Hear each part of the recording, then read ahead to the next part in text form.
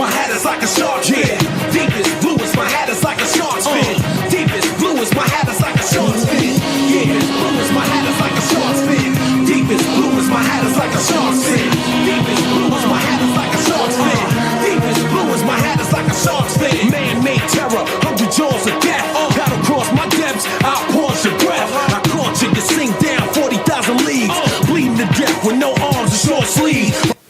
Summertime has arrived, and as of this weekend, so is TakeOver Chicago and Money in the Bank.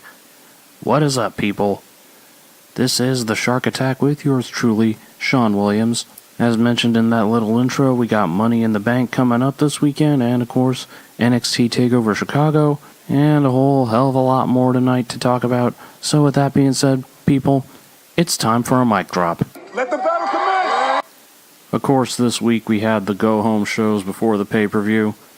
I guess it's still called a pay-per-view, but ever since they started showing them all on the WWE Network, I think we just use the name out of habit, because I don't know how the heck you would call them anything else at this point, even though it's on a streaming service. But Raw and SmackDown had their go-home shows, and of course we're heading into NXT TakeOver Chicago, which I'm hoping to get surprised by this card, because with the exception of 2 matches, I'm just not feeling the same vibe that I normally have from it. And of course, by the 2 matches, I'm talking about the street fight between Johnny Gargano and Tommaso Ciampa, which I also conducted a poll for from the Mouth of the Shark, to asking who would come out on top in that one. More on that one later. And of course, the other match I'm looking forward to is Ricochet versus the Velveteen Dream, which I also did a poll on that one. Again, more on that later when we do From the Mouth of the Shark. But you know, sidestepping away from WWE, we had a lot of title changes take place in New Japan. Kenny Omega won the IWGP Heavyweight title. Chris Jericho won the IWGP Intercontinental title. And of course we got new IWGP Tag Team Champions in the Young Bucks. So, you know, it's one of these times where I actually wish that I had a channel where I could actually watch New Japan wrestling. But because I gotta tell you, from what I'm seeing, or from what I'm hearing, I'm missing out on some pretty damn good wrestling. Frankly, I'm not surprised by this, considering I feel like when it comes to pro wrestling, New Japan treats it like an art form. And really, they got a hot commodity in guys like Kenny Omega and the Young Bucks, and I feel like Chris Jericho's kind of revitalized his career from going to New Japan. And the guy will draw no matter where he goes. So once again, to Kenny, Chris, and the Young Bucks, mad props to all you guys. You definitely deserve every bit of it. So, Baron Corbin debuted his new Baldo look. He shaved his hair and now is coming out in a suit. Anybody else feel like it's Corporate Kane 2.0? I mean, maybe some people are seeing where in the long term this could lead for Baron Corbin. I'm just not seeing it. I still feel like the whole Constable gimmick, it's like they only gave it to him because they couldn't think of anything better to do for him. Then again, it's much like an NXT where eventually they ran out of what to actually do with the guy. Because let's face it, when it comes to really tall or big guys in NXT, we haven't really seen a whole lot done with any of them. Well, maybe with the exception of the Wyatt family, but that's another story. But, you know, I gotta say, for Money in the Bank, aside from the ladder matches, and of course Nakamura versus AJ, I'm not sure what else I'm really looking forward to with that card. I mean, everything else just kind of feels like filler. I don't know, maybe I'm wrong on that one, but it just feels like there's not a whole lot of, other than the ladder matches that are really drawing me to that card. But again, I've been wrong before, and they may surprise you. Anyway, since we got a lot to cover, going to take a quick break, so we'll be right back right after this. Hello, ladies and gentlemen. This is Brian H. Waters, and you're listening to The Shark Attack with Sean Williams. Mad props to Mr. Main Event, Brian Waters, co-host of the Wrestling Realm with the Real Deal Dwayne Allen. The now Eric Bischoff approved Wrestling Realm, because if you haven't checked out their video, which pays homage to the NWO, definitely worth checking that out. And of course, check out Brian's show, Break It Down with Brian H. It's definitely the best wrestling intelligence reporting that you will ever find. Anyway, there is one gripe I gotta have about Raw, and frankly, I'm kind of sick. I'm almost getting sick of having to talk about it, but once again, this is the question authority moment. Who's in charge over there? This is aggravating me now. What, I can't count on you people? Bobby Lashley versus Sami Zayn. Was I really seeing an obstacle course? I mean, look, it goes without saying that I'm not holding the highest hopes for this match. As a matter of fact, I think that Sami Zayn is probably going to get his ass handed to him 10 ways from Sunday. But the way they're trying to book Bobby Lashley, it's like they're trying to the Roman Reigns effect. And that's just not going to work. I mean, at least, for better or for worse, TNA was at least able to find something with Bobby Lashley.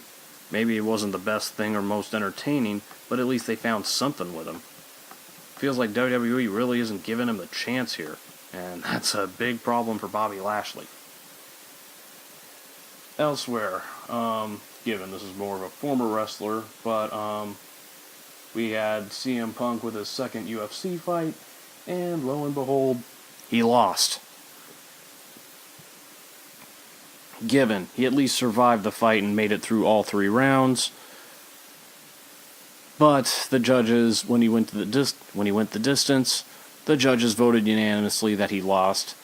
And if you're thinking, what's next, a third fight? Not in UFC, he won't. Dana White in a press conference basically said that was it. Dana White is not an idiot. He knows that there is no money to be made from a guy who basically gets his butt whipped on a regular basis anytime he's set foot in the octagon. The first time CM Punk got into the octagon, he didn't last 2 minutes in the first round. This time, he at least made it through the fight, but the judges voted unanimously that he got manslaughtered in the octagon. He got slaughtered, he got demolished, he got just flat out broken in that cage. To the point where he ended up having to go to the hospital afterwards. Corey Graves apparently had some choice words, indicating that since he and Punk used to be friends, Punk has cut himself off from just about anybody who he called friends that are still in the WWE. Which, I gotta say this. I've heard plenty of horror stories about CM Punk that he's just not exactly the guy you want to be around, that he's kind of a prick. But, for a guy that seems to just spit on the pro wrestling industry, he isn't exactly making a whole lot of effort to try and distance himself from it. And anyone that's going to say, but he's in UFC, is at least trying something different. He's still coming out to Cult of Personality, and he's still holding on to the CM Punk name. And I know some people are saying, but he owns the name. Yeah, well, if he really wanted to distance himself from pro wrestling, maybe he'd stop using it. Maybe he'd stop using that music. But no. Instead, he looks like just an overblown hypocrite. So, some people are wondering why the hate on CM Punk. Here's my beef with him. I don't like the way he left. I don't like that he did the whole took his ball and went home. And also, I've never exactly cared for when he called himself the best in the world. because honestly, I've never felt he was the best in the world. And I've said numerous times, I can name 2 guys that I would easily name as the best in the world, and none of those 2 names are CM Punk, AJ Styles, and Bryan Danielson, now known as Daniel Bryan. Those 2 guys I would call the best in the world. They deserve the title of best in the world. CM Punk was good, but he wasn't that good. Oh, and speaking of CM Punk, even though he's technically never held the Universal title, Brock Lesnar has surpassed the, I guess you could say, main title championship reign, and has held the belt longer than Punk has. Here's one thing I will say about CM Punk in a positive light, that as opposed to Brock. At least Punk defended the belt and worked a full-time schedule, which is the least I can say about Brock, who hasn't done that in years. Brock wants to impress me. Let's see him actually defend the damn belt. Which, frankly, I've yet to see him actually do it. But that's because I've always called Brock Lesnar a hired merc. He's just a hired gun, will do anything for the paycheck, and that's all. So on top of Ronda Rousey having her first singles match in WWE taking place this weekend, it was also announced that Ronda Rousey would be joining the UFC Hall of Fame. Rightfully so on that one. She gained a lot of prestige and got a lot of media attention for UFC when she joined up with them. And look, for better, regardless of how her last 2 fights went, she deserves every bit of it. She's still going to go down as one of the greatest fighters ever and definitely set the revolution for the female fighters in UFC, which I don't think they really had much of one until she came along. And again, mad props to her, and it's well deserved. And most of my predictions that I had for Money in the Bank and for TakeOver, a lot of it I'm going to be talking about in From the Mouth of the Shark when I go over the poll results. But there are some things that may happen this weekend that I didn't do a poll for or ask on my Facebook group. So I'll just talk about that a little bit right now. One of which is the SmackDown tag titles. Here's my stance on it. I'm happy for Harper and Rowan actually getting a run as a tag team and getting a legit run with the tag team titles. There's still moments where I still think, if this was so simple, why didn't you have them do it when they were still part of the Wyatt family, instead of having them carrying around these little foam sledge mallets and calling themselves Bludgeon Brothers. And there's few tag teams that I can think of that are being more undervalued and underused than Carl Anderson and Luke Gallows. I mean, these are Bullet Club elite, and they definitely can go and are an entertaining tag team to watch. Yet I feel like they've just been floundering around and doing absolutely nothing. That being said, as much as I would love to see them win the tag titles, I just don't think it's going to happen. I don't think the Bludgeons are going to drop the belts. But there's been speculation about it since this morning on other podcast shows, and I think they might have some merit here, where Sanity may finally make their debut and just lay out everybody. I mean, well, let's face it, Sanity debuts, they're not going to debut as a face team. They're definitely going to be heels, and frankly, I think this group it's what they're made for. I will say this for SmackDown, I think their tag team division is in better shape than Raw's. I mean, when Matt Hardy started doing the whole woken/broken thing, I thought, thank God. And then when the whole Bray Wyatt thing started, I thought it was interesting and wanting to see where it would go. But now I feel like it's just there, and I'm kind of shrugging it off, thinking, okay, bored now. And it's not the fault on Matt Hardy or Bray Wyatt. It's just, like always, it comes down to the stupid booking. And just not utilizing them right. And, frankly, they don't have competition. I've said it before, and I'll say it again. Every champion is only as good as the competition he has. He or she has. And in terms of when it comes to having competition for their champions, this is one area where WWE seems to struggle a little bit. No matter who's the champion. And I'll say this about the B team. I actually think they're a little entertaining. I mean, it's probably the most that I've seen out of Curtis Axel and Bo Dallas in, well, ever. I mean, truthfully, I thought at one point I was saying that they should have joined the Wyatt family when that was still a stable, but they had something going, I guess, with as the Miztourage. But now as the B team, they have something going.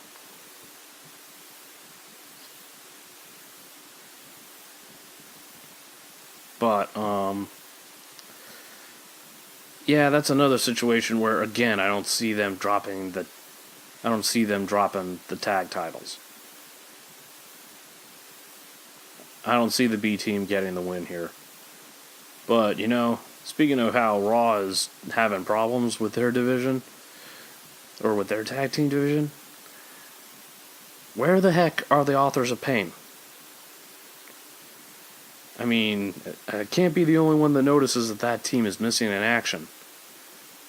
I mean, if you're just going to have them just go AWOL like this, why'd you even bother bringing them up from NXT?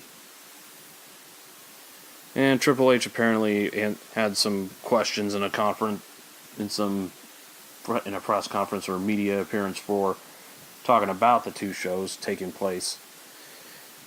Surprisingly enough, EC3 is not on the card, but the reason being for that is because of the fact that, according to Triple H, they already have a stacked card, and with the amount of talent they got, there just was no place for them. He also said that splitting the Authors of Pain from Paul Ellering was actually not his decision. And that supposedly they're ready to pair another NXT talent up with Paul Ellering when the opportunity presents itself. I'm starting to think that probably the reason Paul Ellering was split from the Authors of Pain is because he didn't want the travel schedule. I mean, at least with NXT, it's simpler. Since they do their tapings at the same place, there's minimal travel for him. And I think at his age, he'd rather have that. There's no harm in that. I mean, my only issue is just the fact that for the Authors of Pain, Ackerman and Rezar are not good talkers. They're basically the big gorillas that were being managed by Paul Ellering, and Ellering did the talking. And it worked. Now it's just a matter of if there is another talent that Paul Ellering will manage. Just a matter of who it is. If it's somebody that's already on there, or somebody that we've yet to see. First thought I had was EC3, but EC3 can talk enough, he does not need a manager. So you definitely would have to give it to somebody who can actually not talk to save his own life. Side note, please do not let it be Lars Sullivan. Which, by the way, that's one match that I actually didn't do a poll for on my Facebook group. And that's really because, as I've said in previous weeks, that I just really don't care. And that's Aleister Black and Lars Sullivan. Some people see something in Lars. I don't. Anytime I look at that guy, I see Ezekiel Jackson. I see Vladimir Kozlov. I see Brackus. I see A1. I see Rob Terry. I see Snitsky.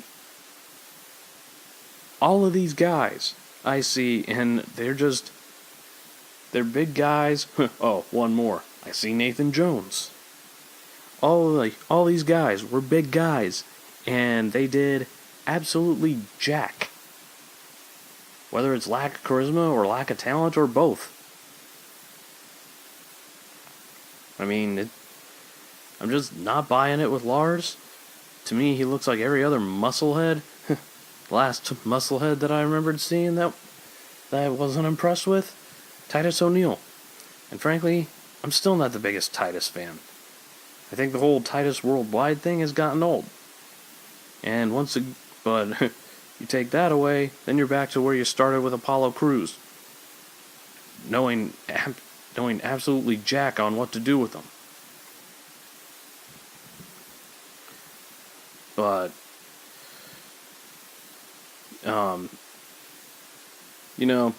I was going to say how, one other match that, of course, is taking place on Money in the Bank that I don't care about is Jinder Mahal and Roman Reigns.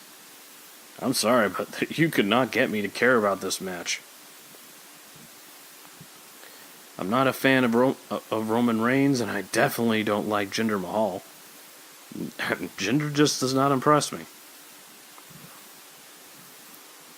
I mean, I've given him chance after chance after chance.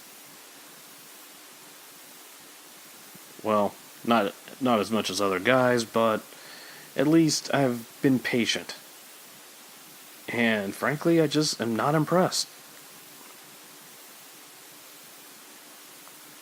And then Roman, the only thing I could say about this match, don't close the show with it, because it's just going to be a train wreck if you do. But, I gotta say this. Money in the Bank has definitely evolved from when it first came to be. I mean, hell, I remember watching it when Rob Van Dam won it, when Edge won it. But that was just when it was a special thing for WrestleMania. And it was fitting at that time because you looked at WrestleMania like it was the new year for pro wrestling. That after Mania was over, clean slate. The whole new thing starts. And that was what Money in the Bank was about. It was about somebody that, at that time, if they hadn't really established themselves or haven't really hit that glass ceiling, then this was their way to begin the wrestling year anew. And if they were lucky, they ended up cashing in and ended up walking away as a world champion. I mean, it worked wonders for a lot of guys like Edge, Rob Van Dam, and so many others. It worked. And it's now that it has its own pay-per-view, it honestly is joined amongst the top pay-per-views WWE has. I mean, let's face it. Let's face it. Survivor Series, while traditional, it's also dated, and it's not like you have elimination matches anymore. I remember when I watched Survivor Series, the whole point of it was to build. It was used as a tool to help set up or continue storylines that were going on in the WWE. There were no titles that were defended on it at first. But that's what it was about. Now it's like it keeps its name for nostalgia purposes only, but for the most part, nobody remembers what the Survivor Series is all about. It'll be a miracle if anyone does. Alright, so real quick before we jump into From the Mouth of the Shark, we're going to take another quick break, and we'll be right back right after this. This is Brian H. Waters, co-host of The Wrestling Realm and the host of Break It Down with Brian H. You're listening to The Shark Attack with Sean Williams. Once again, a big thank you to Brian H. Waters, good friend of mine. Him and Dwayne Allen, both good friends and very smart guys when it comes to talking pro wrestling.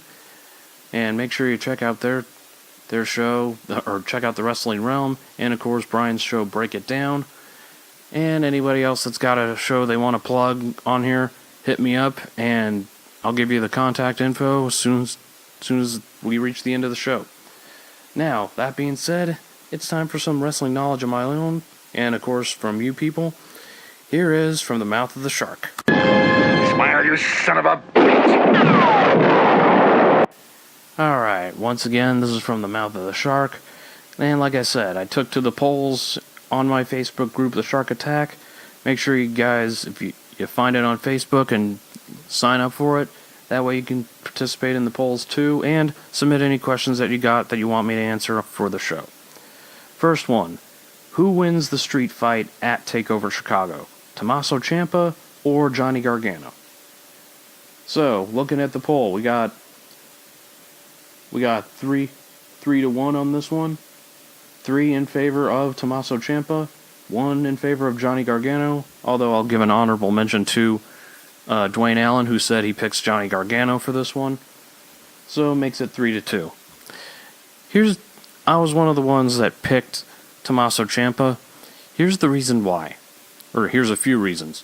One is that I just can't see Tommaso Ciampa losing back-to-back TakeOver matches against Johnny Gargano. He has to have a match where he does win it. You got to throw him a bone. Besides, that leads me to the next reason. Just because Tommaso Ciampa would win the street fight doesn't mean this feud is going to end this weekend. I guarantee you, this feud does not end on Saturday. You're going to have one more match, then you're going to take a breather between the two, and then at some point you let, and this is my personal preference on this one, you let Tommaso Ciampa win the NXT title, and then the only way for Johnny Gargano to win the NXT title is he has to go through the man that's haunted him through most of his career. It adds prestige to the belt, it adds attention to the belt, but also it adds triumph to when Johnny Gargano does win the NXT title. So, again, I think Tommaso Ciampa is going to win, and according to the poll, it seems to think that too. But just because Ciampa wins the street fight doesn't mean this war is anywhere close to being over, not by a long shot.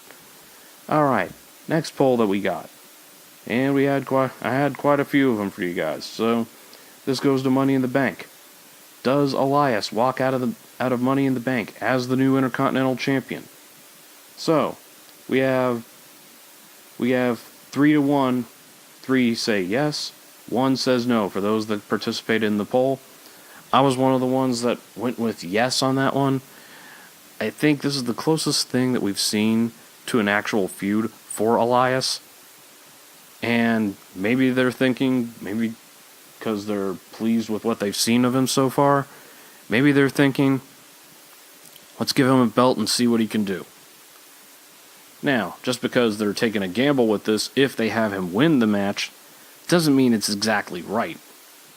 I mean, let's face it. I mean, anything is a gamble in pro wrestling, but there is always the chance that you give him the Intercontinental title and it could backfire on him. Seth Rollins will be okay with a win or a loss, so it won't hurt him any if he drops the belt.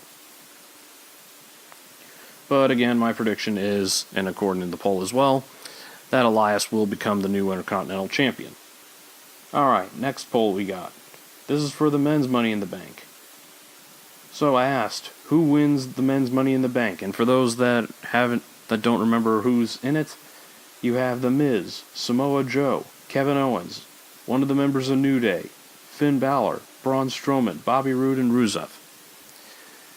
You know, at first I would have loved to have seen Braun Strowman win. I just feel like they're making it too obvious. I mean, the way he's demolished everybody just makes me think maybe it won't be him. Now, according to the poll, 4 people have voted for The Miz to win Money in the Bank. 2 people have voted Samoa Joe. 1 has gone for Kevin Owens. Here's the reason why I think Samoa Joe should be the one to win. And 1 is because he has yet to touch gold ever since he set foot on the main roster, given most of it was because of injury. The other, I can see him cashing in, or winning Money in the Bank, and then cashing in, if AJ Styles is still the champion, cashes in on AJ Styles, and then it sets up a new feud for AJ with an old rival in Samoa Joe, And let's face it, if you wanted somebody to be a good top heel champion, Joe can do it. So, my vote on that one went to Samoa Joe. Even though majority of you that voted on this one think that The Miz would be the one to win, which wouldn't necessarily be a bad thing either. He's definitely evolved and revitalized himself from when he first held the WWE title. So I think if you had him win the WWE title, this would be a great deal different than his last run. The next one is about the other Money in the Bank match. And this one is who wins the women's Money in the Bank. So we got Natalya, Becky Lynch, Sasha Banks, Naomi, Charlotte Flair, Alexa Bliss, Ember Moon, and Lana.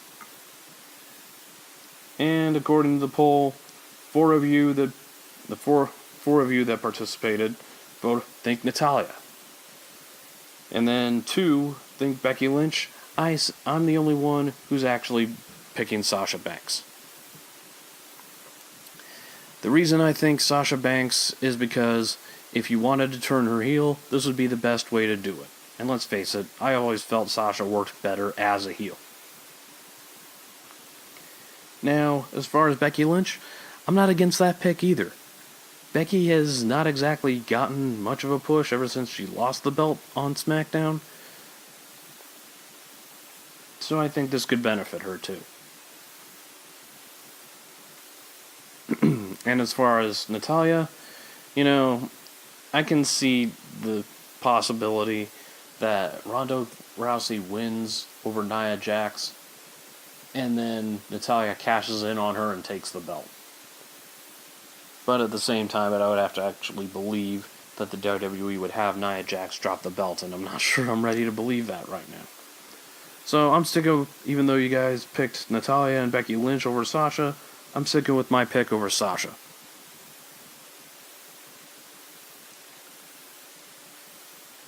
Next one that we got is who will hold the NXT North American title after Adam Cole? And the choices are the following: Ricochet, Velveteen Dream, or EC3. And according to the poll, looks like 3-1. They seem to be voting for Ricochet, which I have no issue with that at all. Honestly, I can't help but just stare with my mouth just gaping open, just because I'm in disbelief at the talent and the charisma in a guy like Ricochet. I mean, I haven't seen stuff like this since the X Division in TNA in its infancy. Ricochet is just a total phenom. And when The Rock called him the future, I say no kidding. So I would say Ricochet of those 3 will be the next one to hold the North American title after Adam Cole, who by that time I would assume Adam Cole would be going for the NXT title. And of course the next one I got is the women's match. I asked, which is most likely to happen to these two for the women's titles? Ronda Rousey defeats Nia Jax and a new Raw champion, or Asuka defeats Carmella, new SmackDown champion. And according to the poll, 3-1, it's 3-1, Ronda triumphing over Nia Jax. Here's the reason why I picked Asuka.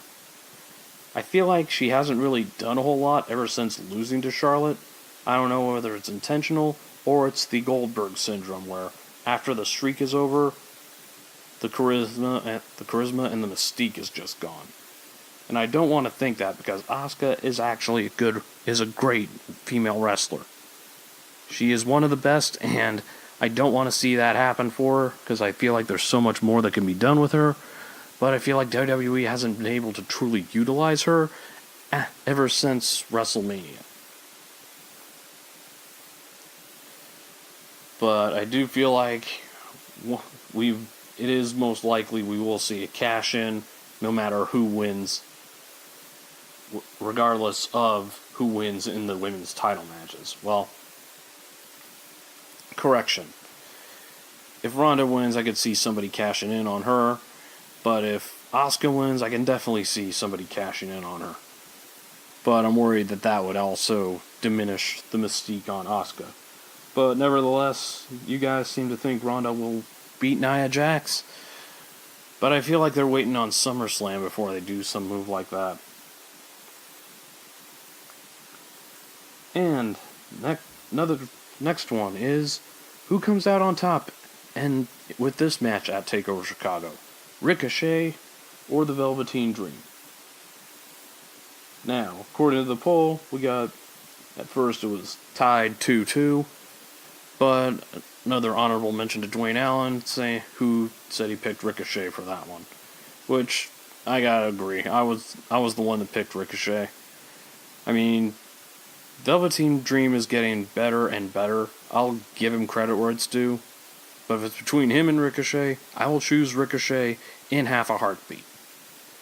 I just feel like there is so much more to discover with Ricochet. And I think the talent that we've seen out of him since he's come to NXT, it's just the beginning. And the last one that I did is for the NXT Women's Championship, where I asked who walks out with the NXT Women's Championship. And 3-2, it seems that in a score of 3-2, you guys feel that Shayna Baszler will retain the title over Nikki Cross. This is another one where I think that even if Nikki Cross doesn't walk out with the championship this Saturday, this feud isn't over between the two. And I would hope not, because frankly, they haven't set up anybody else to look like a legit contender for Shayna Baszler. But also, I don't want her dropping the belt, because I feel like if she does, then they're just going to move her up. And frankly, you fleeced NXT enough, WWE. Just wait till next year before you bring up any more talent. And some people were still questioning why Nikki Cross didn't come up with Sanity when they make their debut. Well, first off, they still haven't made their debut yet on TV. Second, if you think about it, look what happened with Carmella when Enzo and Cass were called up. They went up and she didn't, but it enabled her to own her craft more without them and stand on her own 2 feet. So I think they made the right call in keeping Nikki Cross in NXT. She can always join up with Sanity later, but for right now, it's time for her to make a name for herself without the group. And I think she's more than capable of it. Which, by the way, rumor is that James Ellsworth would return and help Carmella beat Asuka. First off, that's got to be a rumor. Second, there's no way WWE would hire him back. Third, don't. Just don't. Carmella has done so much more and made so many strides on her own 2 feet without that human troll. You bring him back, even if it's a one-night thing, it's going to just pull a complete 180 on her, and you're going to have to start all over again. And you don't need that with Carmella. Plain and simple. And of course, well, not done in the polls, but I'll bring this one up, the last man standing match between AJ Styles and Shinsuke Nakamura. I think if a SmackDown guy wins the Money in the Bank, and if AJ actually pulls it off over Nakamura, we'll see a cash-in. Otherwise, I think this may be the last chance for Nakamura, and if he doesn't win this, then I don't know what the heck you do with him. But I feel like this is going to be the match that we've been wanting to see since the first time these two fought at WrestleMania. Not that the match was bad, I think we just put it on such a pedestal that we expected more. But now, we're definitely going to get that. And I feel like having those two in a match where no rules apply except to beat the other guy senseless until they can't get up from a 10 count, it's fitting. But we will see what happens at NXT and at Money in the Bank. Alright, we're going to wrap things up for tonight. I want to thank you again for listening. And later this week, I'll post up a new episode of Variety Bites. And for both shows, I will say this. I'm not going to include the episode number because, frankly, it's like with the UFC numbers. Who can keep track anymore? But anyway, I want to thank you again for listening. Make sure you check out my Facebook group, The Shark Attack. Anybody can join in on that one. Of course, you can hit me up on Twitter at ApexSharkSW. And, like I said, hit me up on Facebook in the Shark Attack group, or hit me up on Twitter if you want to get your plug in for your show. Then, by all means, like Pat Benatar said in her song, hit me with your best shot, fire away. Yeah, I know I went 80s on there, sue me. Anyway, I want to thank you guys again for listening. We'll be back next week, talking Money in the Bank and everything else in between. Until then, this has been The Shark Attack. I'm Sean Williams. Good night now.